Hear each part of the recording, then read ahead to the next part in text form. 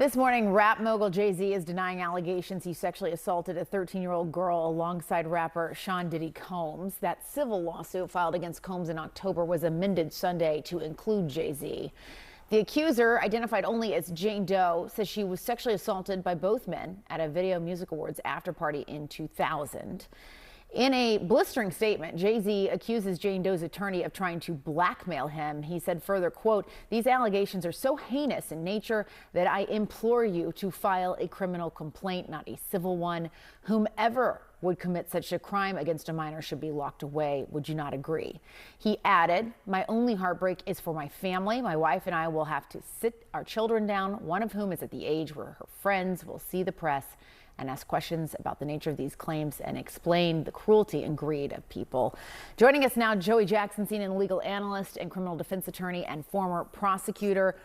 There's a lot to unpack here. Joey, I want to start with just the statement from Jay-Z, which is so forceful in its denial. I just read a teeny part of it. It's long, where he says that they should file a criminal complaint. Is that even possible at this point? So based on the allegations, Jessica, good morning, good to see you. I think that it certainly could be. Why do I say that? Now, he, of course, is more than annoyed, would be an understatement. Yeah. He has a family and he has a lot to protect, including his brand.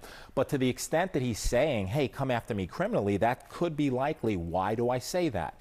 Because rape in New York, and what's alleged in this complaint, is forcible compulsion. What that means in English is that it's saying that he held her down, raped her, and that, of course, the allegation is that Mr. Combs did the same thing. And so if those facts are actually accurate, it would require an investigation by prosecutors. And if true, right, you could pursue it criminally.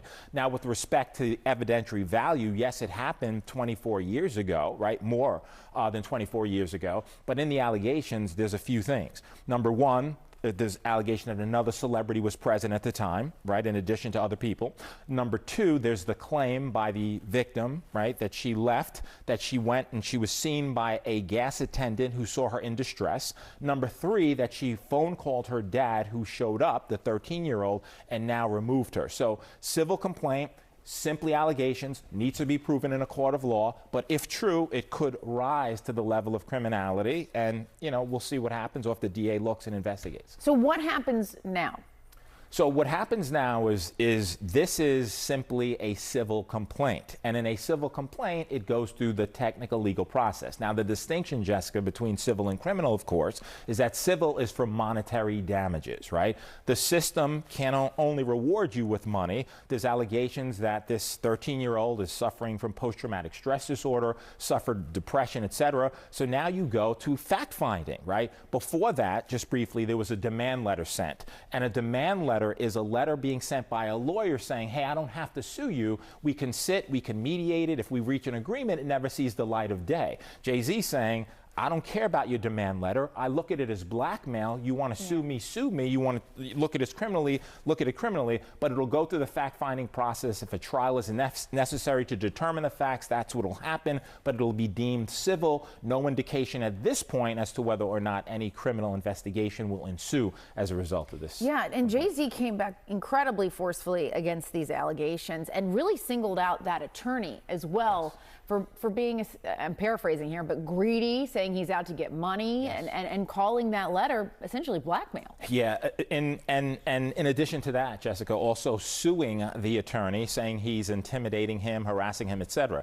Now, demand letters are not new. What lawyers do is they send them out as a matter of protocol and practice so that you can expedite the process. At the same time, there's certain ethical standards that you have to use, and you have to have a good faith factual belief that this is true. Now, you can argue this complaint was filed in October, right? Could have mentioned Jay-Z then. You didn't. Why? It was amended now to include him. Are the factual assertions true? Are they fact or fiction? Is it a money grab or not? All of that will be litigated in a court of law, but according to Jay-Z, this never happened, is pure fiction. It is a money grab, and he's fighting for his name, reputation, and certainly innocence and justice in his view, which is he didn't have anything to do with it. Yeah, and you touch on a point, too, that I wanted to ask you about, which was that this was an amended This was an amendment to this already existing lawsuit.